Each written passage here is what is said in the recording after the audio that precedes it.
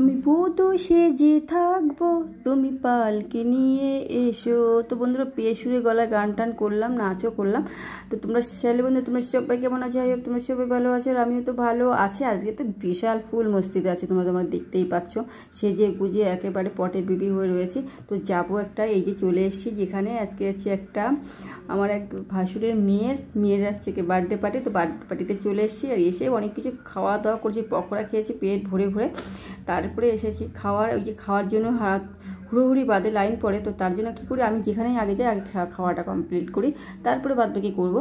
তো এই যে খেতে বসে গেছি, দেখো আমরা সবাই একসাথে এসে মজাই আলাদা হয়, খুব মজা হয়। কি বলো তো বন্ধুরা, যারা মজা করতে বোঝে তারা সবাই একসাথেই থাকে।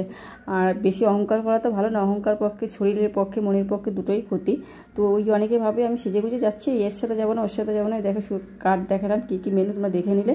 তো ওই জন্য বলছি অহংকারতা করতে নেই, অহংকার করা একদম শরীরের পক্ষে ক্ষতি না।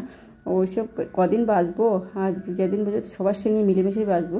তো এই যে খেতে বসে গেছে, এই দেখো বন্ধুরা সে নানপুরি আর এই যে চানা মটর দিয়ে গেছিলো, তো নানপুরিটা আমার খাওয়া গেছে। আর এই যে দেখো আলুর চিপ দিয়ে গেলো। তো আজকের ভুড়ি গোষ্ঠটা সেই হবে, বুঝতে পারছো।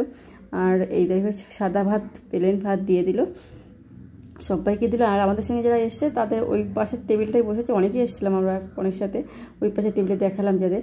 আর এই দেখো চিংড়ি মাছ আমাকে ডাকছে যে খেয়ে নাও আমাকে। তো এখন খেয়ে নেন। আর এই যে চিকেন বিরিয়ানি দিয়ে গেছে, তো আমি একটু ওয়েট করছি চিকেন কষার জন্য, চিকেন কষা দিয়ে খাবো। তো চিকেন কষাটা এখনও দিয়ে যায়নি, তো ভাবছি খাবো। তো চিকেন বিরিয়ানিটা বেশ ঝোড়ো হয়েছে, ভালোই হবে মনে হচ্ছে। এখনও দিয়েই নি মুখে, কেমন হবে কি বলতে পারছি না। এই দেখো তা বন্ধুরা চিকেন কষা ওই তেল দেখে হয়তো ওই 1 পিসই নিয়েছি, আর এই 1 পিস 2 পিসই খাবো।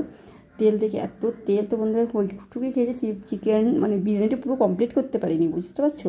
তো এত সুন্দর খেলাম না, পরিবেশটা খুব ভালো হয়েছে। আর মজা করে বিয়ে আর সেই জন্মদিনে আর এখন। আর এই দেখো বন্ধুরা আমি বললাম না আগে যে খাওয়া দাওয়া কমপ্লিট করি। তো এই দেখো হ্যাপি বার্থডে।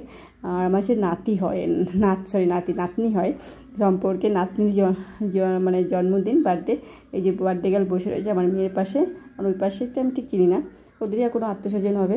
তো এই দেখেছো খাওয়া দাওয়ার পরে পোষ নেওয়া, আমার হচ্ছে এই ব্যাপার, আগে খাওয়া দাওয়া যেখানে যাকে খাওয়া দাওয়া কমপ্লিট করি। তো এই যে আমার সেই ভাসুরজি, তো ওর মেয়েরই আজকে বার্থডে, তো ওর সঙ্গে একটু ফটোশ্যুট করলাম।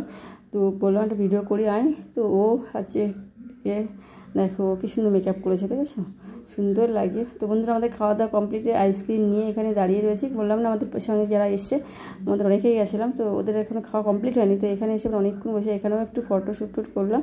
তো বন্ধুরা আজকে মজায় সত্যি খুব ফুল মস্তিতে ছিলাম, খুব ভালো লেগেছে। এখানে এসে খাওয়া দাওয়াটা খুব ভালো পেয়েছে, আনন্দ করতে অনেক কিছু করলাম, তো খুব ভালোও লাগছিলো সত্যি কথা।